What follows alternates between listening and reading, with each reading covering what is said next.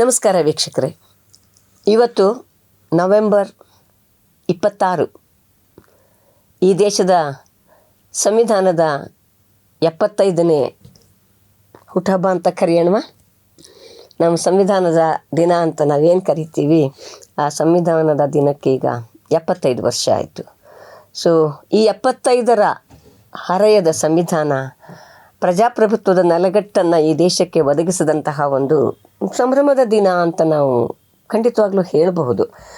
ಅಂದರೆ ಆ ಒಂದು ಪ್ರಜಾಪ್ರಭುತ್ವದ ನೆಲೆಗಟ್ಟಿನ ಮೂಲಕ ದನಿ ಇಲ್ಲದವರಿಗೆ ದನಿ ಕೊಡುವ ಮತ್ತು ಈ ದೇಶವಾಸಿಯಲ್ಲಿ ಪ್ರತಿಯೊಬ್ಬರಿಗೂ ಕೂಡ ಹಕ್ಕು, ಬಾಧ್ಯತೆ, ಕರ್ತವ್ಯ, ನೀತಿ, ನಿಯಮ ಇವೆಲ್ಲವುಗಳನ್ನು ನಮಗೆ ನಾವೇ ಅರ್ಪಿಸಿಕೊಂಡು ಇಂಥದ್ದೊಂದು ಸಮಾಜವನ್ನು, ಭಾರತವನ್ನು ಸೃಷ್ಟಿ ಮಾಡ್ತೀವಿ, ನಾವು ಉಳಿಸ್ಕೊಂಡು ಹೋಗ್ತೀವಿ ಅಂತ ಪ್ರತಿಜ್ಞೆ ಮಾಡಿದಂತಹ ಸಂವಿಧಾನವನ್ನು ದೇಶಕ್ಕೆ ಸಮರ್ಪಣೆ ಮಾಡಿದ ದಿನ ಇವತ್ತು. ಸೊ ಅಂತಹ ಒಂದು ಸಂವಿಧಾನ ದಿನದ ಭಾಗವಾಗಿ ನಮ್ಮ ಎಲ್ಲ ವೀಕ್ಷಕರಿಗೆ ನಾನು ಶುಭಾಶಯಗಳನ್ನು ಹೇಳಲಿಕ್ಕೆ ಬಯಸ್ತೀನಿ.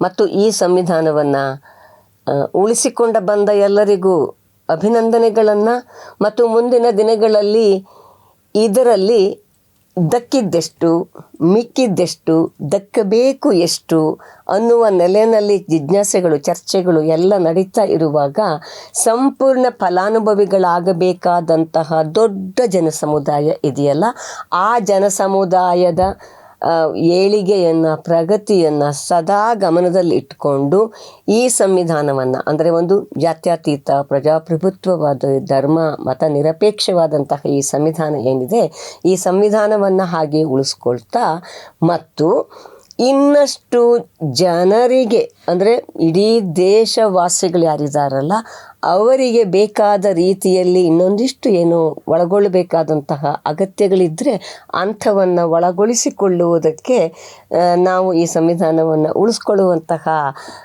ಪ್ರತಿಜ್ಞೆ ಮಾಡುವ ದಿನ ಇದಾಗಬೇಕು ಅಂತಲೂ ನಾವು ಬಯಸ್ತೀವಿ. ನಾನು KS ವಿಮಲಾ. ಈ ಸಂವಿಧಾನ ನಮಗೆ ನಾವೇ ಅರ್ಪಿಸಿಕೊಂಡಿದ್ದು ಅಂತ ಹೇಳುವಾಗ ಮತ್ತು ಪ್ರಾರಂಭದಲ್ಲಿಯೇ ನಾನು ಹೇಳಿದಾಗೆ ದಕ್ಕಿದ್ದೆಷ್ಟು ಮಿಕ್ಕಿದ್ದೆಷ್ಟು ಅಂತನ್ನುವಂತಹ ಒಂದು ಚರ್ಚೆಯನ್ನು ಮಾಡಲೇಬೇಕಾದ ಅಗತ್ಯ ಇದೆ. ಯಾಕೆಂತಂದರೆ ಈ ಸಂವಿಧಾನ ಬಂದ 75 ವರ್ಷದ ಹಿಂದೆ ಇದ್ದ ಭಾರತಕ್ಕೂ ಇವತ್ತಿನ ಭಾರತಕ್ಕೂ, ಅದು ಜನಸಂಖ್ಯೆಯಲ್ಲಿ ಇರಬಹುದು ಅಥವಾ ವಿಜ್ಞಾನ ತಂತ್ರಜ್ಞಾನದ ಮುಂದುವರಿಕೆಯ ಸಂದರ್ಭ ಇರಬಹುದು, ಜನಜೀವನ ಒಂದಿಷ್ಟು ಸುಸ್ಥಿರ, ಒಂದಿಷ್ಟು ದುಸ್ತರ, ಈ ಥರದ್ದೆಲ್ಲ ಕಾಂಬಿನೇಷನ್ನಲ್ಲಿ ನಡೀತಾ ಇರುವಾಗ ಖಂಡಿತವಾಗ್ಲೂ ಕೂಡ ದಕ್ಕಿರೋದೆಷ್ಟು ಮಿಕ್ಕಿರೋದೆಷ್ಟು ಅಂತ ನಾವು ಯೋಚನೆ ಮಾಡಬೇಕು ಅಂತ ಮಾಡ್ತಾ ಇರುವಾಗ ಇಂತಹ ಒಂದು ಸಂವಿಧಾನವನ್ನು ಧ್ವಂಸ ಮಾಡುವಂತಹ ಪ್ರಕ್ರಿಯೆ ಕೂಡ ಇದುವರೆಗೂ ಹಿಡನ್ ಅಜೆಂಡಾ ಆಗಿದ್ದು ಇವತ್ತು ಪ್ರಕಟಿತವಾಗಿಯೇ ಕಾಣ್ತಾ ಇರುವಂಥದ್ದನ್ನು ನಾವು, ಅಂದರೆ ಒಂದು ದಾಳಿ ಅಥವಾ ದುರ್ದಾಳಿಯಾಗಿ ನಡೀತಾ ಇರೋದನ್ನು ಕೂಡ ನಾವು ಗಮನಿಸ್ತಾ ಇರುವಂತಹ ಹೊತ್ತು ಇದು ಇಡೀ ದೇಶವ್ಯಾಪಿ ಕೂಡ ಆಗ್ತಾ ಇರುವುದನ್ನು ನಾವು ಗಮನಿಸಬೇಕು. ಅದೇ ಸಂದರ್ಭದಲ್ಲಿ ಈ ತಕ್ಷಣದಲ್ಲಿ ನಮ್ಮ ರಾಜ್ಯದಲ್ಲಿ ನಡೀತಾ ಇರುವಂತಹ ತೀವ್ರ ಚರ್ಚೆಗೆ ಒಳಗಾದಂತಹ ಯಾರ ಮಧ್ಯೆ, ಯಾರಿಗೆ ಸಂವಿಧಾನ, ಅದರ ಆಶಯಗಳು, ಅದಕ್ಕೆ ದಾಳಿಯಾದರೆ ಯಾರಿಗೆ ಧಕ್ಕೆ ಆಗ್ತದೆ ಅನ್ನುವಂತಹದನ್ನು ಆಲೋಚನೆ ಮಾಡುವಂಥವರ ಮನಸ್ಸಿನಲ್ಲಿ ಓಡ್ತಾ ಇರುವಂತಹ ಪ್ರಶ್ನೆ ಮತ್ತು ಆಗ್ತಾ ಇರುವಂತಹ ಚರ್ಚೆ, ಅದು ಕೆಲವು ದಿವಸಗಳ ಹಿಂದೆ ಉಡುಪಿಯ ಪೇಜಾವರ ಮಠದ ವಿಶ್ವಪ್ರಸನ್ನ ತೀರ್ಥ ಸ್ವಾಮಿ ಎಂದು ಕರೆದುಕೊಳ್ಳುವವರು ಆಡಿದ ಮಾತು. ಅವರು ಆಡಿದ ಮಾತೇನಂತಂದರೆ, ನಮ್ಮನ್ನು, ಅಂದರೆ ಇನ್ ಕೋಟ್ಸ್ ಅವರನ್ನು ಗೌರವಿಸುವ ಸಂವಿಧಾನ ಬೇಕು ನಮಗೆ, ಇಲ್ಲಿ ಹಿಂದೂಗಳಿಗೆ ಅನ್ಯಾಯ ಆಗಿ ಹೋಗ್ತಾ ಇದೆ ಇತ್ಯಾದಿ ಮಾತುಗಳನ್ನು ಆಡಿದ್ದನ್ನು ನಾವು ಕೇಳಿಸ್ಕೊಂಡ್ವಿ. ಅಂದರೆ ಅರ್ಥ ಏನು? ನಮ್ಮನ್ನು ಗೌರವಿಸುವ ಅಂತಂದರೆ ಇವತ್ತು ಈ ದೇಶದಲ್ಲಿ ಪ್ರಜಾಪ್ರಭುತ್ವದ ಆಶಯಗಳನ್ನು ಗೌರವಿಸದ, ನಮ್ಮ ಸಂವಿಧಾನ ಹೇಳುವಂತಹ ಧರ್ಮ, ಜಾತಿ, ಲಿಂಗ, ವರ್ಗ ಹೀಗೆ ಯಾವುದೇ ತಾರತಮ್ಯವಿಲ್ಲದ ಒಂದು ಸಮಾಜವನ್ನು, ನಮ್ಮ ಸಮಾಜ, ನಮ್ಮ ಸಂವಿಧಾನದ ಕಲ್ಪನೆಯಲ್ಲಿ ಹೀಗಲ್ಲ ಇರಬೇಕಾಗಿದ್ದು, ಹೀಗೆ ಅಂದರೆ ಸಮಾಜವನ್ನು ಕಲ್ಪನೆ ಮಾಡುವಂತಹ ಕಲ್ಪನೆಯನ್ನು ಇಟ್ಕೊಂಡು ಇಡೀ ವಿಶ್ವದ ಬೇರೆ ಬೇರೆ ದೇಶಗಳಲ್ಲಿ ಅದಾಗಲೇ ಇದ್ದಂತಹ ಸಂವಿಧಾನದ ಒಳ್ಳೆಯ ಅಂಶಗಳೆಲ್ಲವನ್ನೂ ತೆಗೆದುಕೊಂಡು ಒಂದು ಅತ್ಯಂತ ರುಚಿಕರವಾದ ಪಾಕವನ್ನು ತಯಾರಿಸಿ ಕೊಟ್ಟಂತಹ ಸಂವಿಧಾನದಲ್ಲಿ ಇವರು ಹೇಳುವಂತಹ ಹಿಂದುತ್ವವಾದ ಇದೆಯಲ್ಲ, ಹಿಂದೂ ಅಲ್ಲ ಅದು ಹಿಂದುತ್ವವಾದ ಇದೆಯಲ್ಲ, ಅದಕ್ಕೆ ಬೆಲೆ ಇಲ್ಲವಂತೆ. ಹಾಗಾಗಿ ಅದನ್ನು ಗೌರವಿಸುವಂತಹ ಒಂದು ಸಂವಿಧಾನ ಬೇಕಂತೆ. ಅಂದರೆ ಅರ್ಥ ಏನು? ಈಗ ಇನ್ನೊಂದು ಚರ್ಚೆಯು ನಮ್ಮ ದೇಶದಲ್ಲಿ ನಡೀತಾ ಇದೆಯಲ್ಲ, ಸನಾತನ ಅನ್ನುವ ಶಬ್ದವನ್ನು ಇಟ್ಕೊಂಡು.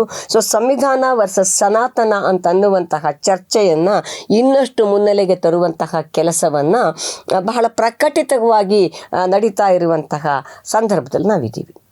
ಸೊ ನಾನೀಗ ಇವರು ಹೇಳುವಂತಹ, ಇವರನ್ನು ಗೌರವಿಸುವಂತಹ ಒಂದು ಸಂವಿಧಾನ ಅಥವಾ ಯಾವ ಒಂದು ಸಿದ್ಧಾಂತ, ಅಂದರೆ ರಾಷ್ಟ್ರೀಯ ಸ್ವಯಂ ಸೇವಕ ಸಂಘ ಅಂತ ಕರೆದುಕೊಳ್ಳುವಂತಹ, ಕೆಲವರು ಅದನ್ನು ರಾಷ್ಟ್ರೀಯ ಸರ್ವನಾಶ ಸಂಘ ಅಂತಲೂ ಕರೆಯುವಂತಹ ಒಂದು ಸಂಘಟನೆ ಇದೆಯಲ್ಲ, ಸಾಂಸ್ಕೃತಿಕ ಸಂಘಟನೆ ಅಂತ ಕರ್ಕೊಳ್ಳುವಂತಹ ಒಂದು ಸಂಘಟನೆ ಇದೆಯಲ್ಲ, ಅದರ ಶತಮಾನ ಮುಂದಿನ ವರ್ಷ 2025ಕ್ಕೆ.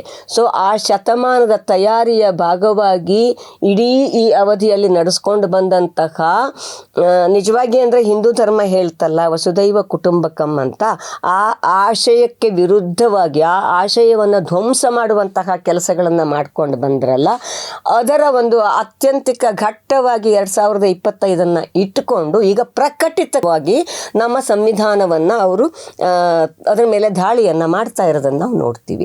ಯಾಕೆ ಅಂತಂದರೆ RSS ಇರಬಹುದು ಅಥವಾ ಹಿಂದುತ್ವವಾದಿಗಳು ಪ್ರತಿಪಾದಿಸೋದೇನೆಂದರೆ ಮನುಧರ್ಮಶಾಸ್ತ್ರ ಅಥವಾ ಮನುಸ್ಮೃತಿ ಅಂತ ನಾವೇನು ಕರಿತೀವಿ ಅದು ಈ ದೇಶದ ಸಂವಿಧಾನ ಆಗಬೇಕಾಗಿತ್ತು ಅನ್ನೋದವರ ಆಶಯ ಅವತ್ತೇ ವ್ಯಕ್ತಪಡಿಸಿದ್ರು ಅವರು. ಸೊ ಇವತ್ತು ಅದರ ಮುಂದುವರಿಕೆಯ ಭಾಗವಾಗಿ ಈ ಮಾತು ಬಂದಿರೋ ಅಂಥದ್ದು. ಹಾಗಾದರೆ ಆ ಮನುಸ್ಮೃತಿ ಅಥವಾ ಮನುಧರ್ಮಶಾಸ್ತ್ರ ಏನನ್ನು ಹೇಳಿದೆ? ಈ ದೇಶದ ಅವಿಭಾಜ್ಯ ಅಂಗವಾಗಿರುವ ಜನಸಂಖ್ಯೆಯ ಸರಿಸುಮಾರು ಸಮಾನ ಇರುವಂತಹ ಸಂಖ್ಯೆಯಲ್ಲಿ ಮಹಿಳೆಯರ ಕುರಿತು ಮನುಧರ್ಮಶಾಸ್ತ್ರ ಏನು ಹೇಳಿದೆ? ಅದರಲ್ಲಿ ಒಂದು ಹಲವಾರು ಅಧ್ಯಾಯಗಳಿದ್ದಾವೆ. ಒಂದು ಅಧ್ಯಾಯ ಇದೆ, 9ನೇ ಅಧ್ಯಾಯ, 300ಕ್ಕೂ ಹೆಚ್ಚು ಶ್ಲೋಕಗಳು. ಆ 300ಕ್ಕೂ ಹೆಚ್ಚು ಶ್ಲೋಕಗಳಲ್ಲಿ ಮಹಿಳೆ ಏನೆಲ್ಲ ಮಾಡಬಾರ್ದು, ಮಹಿಳೆ ಏನು ಮಾಡಿದರೆ ಅವಳಿಗೆ ಏನು ಶಿಕ್ಷೆ ಕೊಡಬೇಕು ಅನ್ನುವಂತಹ ಕಟ್ಟಪ್ಪಣೆಗಳನ್ನು ಮಾಡುವಂತಹ ಶ್ಲೋಕಗಳನ್ನು ಇಟ್ಕೊಂಡಿರುವಂತಹ ಅಧ್ಯಾಯ ಅದು. ಅದರಲ್ಲೇ ಬಾಲ್ಯದಲ್ಲಿ ತಂದೆಯ, ಹರೆಯದಲ್ಲಿ ಗಂಡನ, ವೃದ್ಧಾಪ್ಯದಲ್ಲಿ ಮಗನ, ಸುಪರ್ದಿಯಲ್ಲಿ ಹೆಣ್ಣು ಇರಬೇಕು, ನ ಸ್ತ್ರೀ ಸ್ವಾತಂತ್ರ್ಯ ಮರ್ಹಸಿ ಅಂತ ಶ್ಲೋಕ ಇರೋದು ಅದರಲ್ಲೇ. ಸೊ ನಾವಿವತ್ತು ಅರ್ಥ ಮಾಡ್ಕೋಬೇಕಾಗಿದೆ, ಆ ಒಂದು ಸನಾತನ ಕುಸಂಸ್ಕೃತಿಯನ್ನು ಬೋಧಿಸುವ ಮನುಧರ್ಮಶಾಸ್ತ್ರ ಅಥವಾ ಮನುಸ್ಮೃತಿ ನಮಗೆ ಒಪ್ಪಿತವೋ ಅಥವಾ ನಮ್ಮ ಸಂವಿಧಾನ ಧರ್ಮ, ಜಾತಿ, ಲಿಂಗ, ಭಾಷೆ ಈ ಯಾವುದೇ ತಾರತಮ್ಯ ಇಲ್ಲದೇನೆ ಈ ದೇಶದಲ್ಲಿರುವಂತಹ ಪ್ರತಿಯೊಬ್ಬರಿಗೂ ಕೂಡ ಸಮಾನವಾದ ಅಧಿಕಾರ, ಸಮಾನವಾದ ಹಕ್ಕು, ಸಮಾನವಾದ ಕರ್ತವ್ಯ ಇರಬೇಕು ಅಂತ ಹೇಳುವಂತಹ ನಮ್ಮ ಸಂವಿಧಾನ ಆರ್ಟಿಕಲ್ 14, 19, 21, 25, 30 ಆ್ಯಂಡ್ ಅಬೌವ್ ಹೀಗೆ ಹಲವು ಕಲಮುಗಳ ಮೂಲಕ ಬಹಳ ಸ್ಪಷ್ಟವಾಗಿ ಯಾವುದೇ ರೀತಿಯ ತಾರತಮ್ಯ ಇರಕೂಡ್ದು ಅಂತ ಹೇಳುವಂತಹ ನಮ್ಮ ಸಂವಿಧಾನವನ್ನು ನಾವು ಉಳಿಸ್ಕೋಬೇಕು ಅಂತ ಅನ್ನೋದನ್ನು ಯೋಚನೆ ಮಾಡಬೇಕಾದ ದಿನ ಈ ನವೆಂಬರ್ 26 ಅಂತ ನಾನು ಹೇಳಲಿಕ್ಕೆ ಬಯಸ್ತೀನಿ. ಇನ್ನು ಅದೇ ಇದರಲ್ಲೇ ಉಸಿರಲ್ಲೇ ಇನ್ನೊಂದು ಮಾತು ಹೇಳ್ತಾರೆ, ಮಾಧ್ಯಮಗಳಲ್ಲಿ ವರದಿಯಾಗಿರೋದು ಇದು, ಲವ್ ಜಿಹಾದ್ನಿಂದ ಹಿಂದೂ ಯುವತಿಯರನ್ನು ರಕ್ಷಣೆ ಮಾಡಬೇಕು ಅಂತ.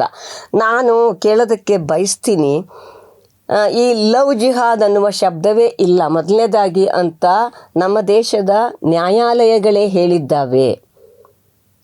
ನಂಬರ್ 1 ಅದು. ನಂಬರ್ 2, ಇವತ್ತು ನಿಜವಾಗ್ಲೂ ಕೂಡ ಅತ್ಯಾಚಾರ, ದೌರ್ಜನ್ಯ, ಮನಭಂಗ, ಕೌಟುಂಬಿಕ ಹಿಂಸೆ, ಇಂಥದ್ದು ಎಲ್ಲ ಇದಾವಲ್ಲ, ಇಂಥವುಗಳಿಂದ ನಿಜವಾಗಿ ರಕ್ಷಣೆ ಮಾಡಬೇಕಾಗಿರೋದು ಯಾರಿಂದ ಅಂತ ಅನ್ನೋದನ್ನು ಆ ಪೇಜಾವರ ಮಠಾಧೀಶರು ಸ್ವಲ್ಪ ತಿಳ್ಕೊಂಡ್ರೆ ಒಳ್ಳೆಯದು ಅಂತ ನಾನು ಅಂದ್ಕೋತೀನಿ. ಇವತ್ತು ದೇಶದಲ್ಲಿ ನಡೀತಾ ಇರುವಂತಹ, ಅಥವಾ ನಮ್ಮ ರಾಜ್ಯದಲ್ಲೇ ಬೇಡ, ಅವ್ರು ಇರ್ತಾರಲ್ಲ ಉಡುಪಿ, ಆ ಸುತ್ತಮುತ್ತನೇ ನಡೀತಾ ಇರುವಂತಹ ದೌರ್ಜನ್ಯಗಳು ಯಾರಿಂದ ಯಾರ ಮೇಲೆ ಆಗ್ತಾ ಇದೆ.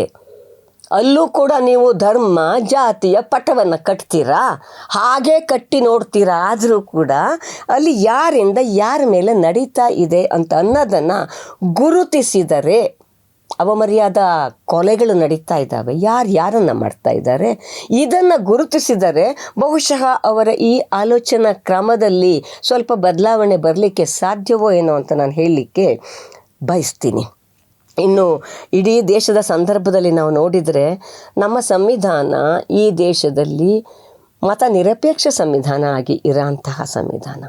ಆದರೆ ಇತ್ತೀಚಿನ ದಿವಸಗಳಲ್ಲಿ ನಾವು ಉತ್ತರ ಪ್ರದೇಶ ಅಥವಾ ಅಂತಹ ಕಡೆಗೆಲ್ಲ ನೋಡ್ತಾ ಇರೋದೇನು, ಯಾವ ಮಸೀದಿಯ ಅಡಿಯಲ್ಲಿ ಏನಿದೆ ಅಂತ ದುರ್ಬೀನ್ ಹುಡ್ಕೊಂಡು ಹೋಗೋ ಅಂಥದ್ದು, ಅದನ್ನು ಅಗೆಯೋ ಅಂಥದ್ದು, ಅದನ್ನು ತೆಗೆದಾಕೋ ಅಂಥದ್ದು, ಇಂತಹ ಅದು ಜ್ಞಾನವ್ಯಾಪಿ ಇರಬಹುದು, ಅಥವಾ ಮೊನ್ನೆ ನಡೆದಂತಹ ಸಂಬಾಲ್ನಲ್ಲಿ ಕಲ್ಕಿ ದೇವಸ್ಥಾನ ಏನೋ ಅಂತ ಅದು ಅಲ್ಲೊಂದು ಮಸೀದಿ ಇದ್ದುಬಿಟ್ಟಿದೆಯಂತೆ ಅಂತ ಏನೋ ಸಮೀಕ್ಷೆ ಮಾಡಲಿಕ್ಕೆ ಹೋಗಿ ಗಲಾಟೆಯಾಗಿ ಹಿಂಸಾಚಾರಕ್ಕೆ ತಿರುಗಿ ಜನ ತುಂಬ ತೊಂದರೆಗೆ ಒಳಗಾದಂತಹ ಸಂದರ್ಭವೂ ಇದೆ. ಇವೆಲ್ಲವೂ ಕೂಡ ನವೆಂಬರ್ 26, 1975 ವರ್ಷದ ಹಿಂದೆ ಏನು ನಾವು ಸಂವಿಧಾನ ಸಮರ್ಪಣೆ ಮಾಡಿಕೊಂಡ್ವಲ್ಲ, ಆ ಸಂವಿಧಾನಕ್ಕೆ ವ್ಯತಿರಿಕ್ತವಾಗಿ ಸಂವಿಧಾನದ ಆಶಯಗಳನ್ನು ಉಲ್ಲಂಘಿಸಿ ನಡೀತಾ ಇರುವಂತಹ ಕ್ರಿಯೆಗಳು, ಕೃತ್ಯಗಳು ಅನ್ನೋದನ್ನು ನಾವು ಅರ್ಥ ಮಾಡ್ಕೋಬೇಕು. ಯಾಕೆ ನಮ್ಮ ದಕ್ಷಿಣ ಕನ್ನಡಲ್ಲೇ ಯಾವುದೋ ಮಸೀದಿಯ ಗೋಪುರಗಳು ಇನ್ನೊಂದೋ ಮತ್ತೊಂದೋ ಏನೋ ದೇವಸ್ಥಾನದ ಥರ ಇದೆ ಅಂಥೇಳಿ ಒಂದು ಸುದ್ದಿಯನ್ನು ಹಬ್ಬಿಸಿಬಿಟ್ಟಂಥದ್ದು ಇದೆಯಲ್ಲ, ಇವುಗಳನ್ನು ನಾವು ಅರ್ಥ ಮಾಡ್ಕೋಬೇಕು. ಹಾಗಾಗಿ ಈ ಉಡುಪಿಯ ಪೇಜಾವರ ಮಠಾಧೀಶರು ಈ ದೇಶದ ಒಂದು ಚರಿತ್ರೆಯನ್ನು, ಯಾಕೆಂದರೆ ಅವ್ರು ಇನ್ನೊಂದು ಮಾತು ಹೇಳ್ತಾರೆ, ಈ ದೇಶಕ್ಕೆ ಸ್ವಾತಂತ್ರ್ಯ ಬರೋದಕ್ಕಿಂತ ಮುಂಚೆ ಇದು ಹಿಂದೂ ದೇಶವಾಗಿತ್ತು ಅಂತ. ನಿಜವಾಗ್ಲೂ ಅರ್ಥ ಮಾಡಿಕೊಂಡ್ರೆ ಇದು ಹಿಂದೂ ದೇಶ ಅಂತ ಯಾವಾಗಲೂ ಆಗಿರಲಿಲ್ಲ. ಜೊತೆಗೆ ಸ್ವಾತಂತ್ರ್ಯ ಪೂರ್ವದಲ್ಲಿ ಯಾರೆಲ್ಲ ಆಡಳಿತ ಮಾಡ್ತಾ ಇದ್ರು, ಯಾರ್ಯಾರ ಆಡಳಿತ ಕಾಲದಲ್ಲಿ ಏನೇನು ನಡೆದವೆ ಅಂತ ಅನ್ನೋದನ್ನು ಚರಿತ್ರೆಯ ಪುಟಗಳನ್ನು ಓದಿದರೆ ಸಿಕ್ಕತ್ತೆ ನಮಗೆ. ಸೊ ಬ್ರಿಟಿಷರು ಓಡಿಸಿದ ನಂತರ ಅಥವಾ ಸ್ವಾತಂತ್ರ್ಯ ಸಂಗ್ರಾಮದಲ್ಲಿ ಈ ದೇಶದಲ್ಲಿದ್ದ ಎಲ್ಲ ಜನ ವಿಭಾಗ, ಹಿಂದೂಗಳು, ಮುಸ್ಲಿಮ್ಸು, ಕ್ರಿಶ್ಚಿಯನ್ಸು, ಪಾರ್ಸಿಗಳು ಅನ್ನೋ ಥರದ ಯಾವುದೇ ಭೇದ ಇಲ್ಲದೆ, ಹೆಣ್ಣು ಗಂಡು ಅನ್ನುವ ಭೇದವೂ ಇಲ್ಲದೆ ಸ್ವಾತಂತ್ರ್ಯ ಹೋರಾಟದಲ್ಲಿ ಪಾಲ್ಗೊಂಡು ಸ್ವಾತಂತ್ರ್ಯವನ್ನು ಪಡೆದಂತಹ ಈ ದೇಶದಲ್ಲಿ ಸ್ವಾತಂತ್ರ್ಯ ಚಳುವಳಿಯ ಹಿಸ್ಟ್ರಿಯನ್ನು ಓದಬೇಕಾಗತ್ತೆ ನಾವು. ಅದಕ್ಕಿಂತ ಪೂರ್ವದಲ್ಲಿ ಇಡೀ ದೇಶ ಬೇರೆ ಬೇರೆ ರಾಜ ಮಹಾರಾಜರುಗಳ ಸಂಸ್ಥಾನಗಳಾಗಿ ಇದ್ದಂತಹ ಚರಿತ್ರೆಯನ್ನು ಅರ್ಥ ಮಾಡ್ಕೋಬೇಕಾಗ್ತದೆ. ಮತ್ತು ಆ ನಂತರ ಈ 75 ವರ್ಷಗಳ ಅವಧಿಯಲ್ಲಿ ಆದಂತಹ ಬೆಳವಣಿಗೆಯನ್ನು ಒಂದು ಸ್ವಲ್ಪ ಯೋಚನೆ ಮಾಡಿದರೆ ಇಂತಹ ಮಾತುಗಳಿಗೆ ಕಡಿವಾಣ ಹಾಕಲಿಕ್ಕೆ ಸಾಧ್ಯ ಆಗ್ತದೆ. ಅದಿಲ್ಲದೆ ಇದ್ದರೆ ಒಂದಲ್ಲ ಒಂದು ರೀತಿಯ ಅಪಚಾರಗಳು ಸಂವಿಧಾನದ ಮೇಲೆ ಏನು ನಡೀತಾ ಇದೆ, ಆ ಅಪಚಾರಗಳನ್ನು ಇನ್ನೊಂದಿಷ್ಟು ಊರ್ಜಿತಗೊಳಿಸುವಂತಹ ಮಾತುಗಳು ಇವು ಆಗ್ತವೆ ಅಂತ ಅನ್ನೋದನ್ನು ಈ ಸಂವಿಧಾನ ಸಮರ್ಪಣಾ ದಿನ ಏನಿದೆ, ಸಂವಿಧಾನ ದಿನ ಏನಿದೆ, ಇವತ್ತು ನಾಡಿನ ಜನ ಅರ್ಥ ಮಾಡ್ಕೊಳ್ಳೋದಕ್ಕೆ ಸಾಧ್ಯ ಆಗಬೇಕು ಅಂತ ನನಗಾದರೂ ಅನಿಸುತ್ತೆ. ಇದರ ಜೊತೆಗೆ ನವೆಂಬರ್ 26ರಿಂದ ಜನವರಿ 26ರವರೆಗೆ ಸಂವಿಧಾನ ಸಮ್ಮಾನ ದಿನ ಅಂತ ಭಾರತೀಯ ಜನತಾ ಪಕ್ಷ ಕರೆ ಕೊಟ್ಟಿದೆ. ಮೋಸ್ಟ್ಲಿ ಇವತ್ತಿಗಾಗಲೇ ಶುರುವಾಗಿರ್ತದೆ ಅದು ಅಂತ ನಾನು ಅಂದ್ಕೋತೀನಿ. ಅಂದರೆ ಒಂದು ಕಡೆ ಜನ ಯಾರು ಈ ಸಂವಿಧಾನವನ್ನು ಗೌರವಿಸ್ತಾರೋ, ಯಾರು ಈ ಸಂವಿಧಾನದ ಅಡಿಯಲ್ಲಿ ಬದುಕಕ್ಕೆ ಬಯಸ್ತಾರೋ ಅಂತಹ ಜನರಿಗೆ ಮರಳು ಮಾಡೋದಕ್ಕೆ ಇಂತಹ ಸಂವಿಧಾನ ಸಮ್ಮಾನ ದಿನ ಅಂತ ಹೇಳೋದು, ಅಂಬೇಡ್ಕರ್ ಅವರ ಹೆಸರುಗಳನ್ನು ಹೇಳೋದು, ಅಂಬೇಡ್ಕರಿಗೆ ಗೌರವದ ಅರ್ಪಣೆ ಮಾಡ್ತೀವಿ ಅಂತ ಹೇಳೋದು, ಇಂಥದ್ದನ್ನು ಮಾಡ್ತಾ ಬರೋದು. ಇನ್ನೊಂದು ಕಡೆ ತಮ್ಮ ಮುಖವಾಣಿಗಳಾಗಿ ತುತ್ತೂರಿಗಳಾಗಿ ಇರೋ ಅಂಥವರ ಮೂಲಕ ಜನಮಾನಸವನ್ನು ಕೆಡಿಸುವಂತಹ, ಜನರ ಮನಸ್ಸುಗಳನ್ನು ಬೇರೆಡೆಗೆ ಸೆಳೆಯುವಂತಹ ಕೆಲಸದ ಭಾಗವಾಗಿ ಇಂತಹ ಹೇಳಿಕೆಗಳನ್ನು ಕೊಡಿಸೋ ಅಂಥದ್ದು ಇದೆಯಲ್ಲ, ಇದು ಭಾರತದ ಪ್ರಜಾಪ್ರಭುತ್ವಕ್ಕೆ ಅಥವಾ ಭಾರತದ ಮತನಿರಪೇಕ್ಷ ಲಿಂಗ ಜಾತಿ ಧರ್ಮಗಳ ತಾರತಮ್ಯವಿಲ್ಲದಂತಹ ಸಮಾಜದ ಸಮಾನತೆಯ ಸಮಾಜವನ್ನು ಬಯಸಿದಂತಹ ಸಂವಿಧಾನಕ್ಕೆ ಮಾಡುವಂತಹ ಅಪಚಾರ ಆಗ್ತದೆ. ಇದರ ಜೊತೆಗೆ ಇನ್ನೂ ಒಂದು ಅವರು ಮಾತಾಡಿದ್ದನ್ನು ಮಾಧ್ಯಮದಲ್ಲಿ ವರದಿಯಾಗಿದ್ದನ್ನು ನಾವು ನೋಡಿದ್ದೀವಿ. ಅದೇನೋ ಶಿರಡಿ, ತಿರುಪತಿ, ಅಫ್ಕೋರ್ಸ್ ಜನರ ನಂಬಿಕೆಯ ತಾಣಗಳು ಅವು. ಜನ ಲಕ್ಷೋಪಲಕ್ಷ ಜನ ಹೋಗ್ತಾರೆ, ನಂಬಿಕೆಯ ಆಧಾರದಲ್ಲಿ ಹೋಗ್ತಾರೆ. ಅಲ್ಲಿಯ ಆದಾಯಗಳೆಲ್ಲವೂ ಕೂಡ ಅನ್ಯರ ಪಾಲಾಗ್ತಾ ಇದೆ. ಯಾರು ಅನ್ಯರು? ನಂಬರ್ 1, ನಮ್ಮ ಸಂವಿಧಾನದ ಪ್ರಕಾರ ಈ ದೇಶದಲ್ಲಿರುವ ಯಾರು ಅನ್ಯರಲ್ಲ, ಎಲ್ಲರೂ ಈ ದೇಶವಾಸಿಗಳು ಮತ್ತು ದೇಶದ ಪ್ರಜೆಗಳು ವಿತ್ ಆಲ್ ಕೈಂಡ್ ಆಫ್ ಪ್ರಜೆಗಳಾಗೋದಕ್ಕೆ ಏನು ಅರ್ಹತೆ ಬೇಕು ಅದರ ಆಧಾರದಲ್ಲಿ.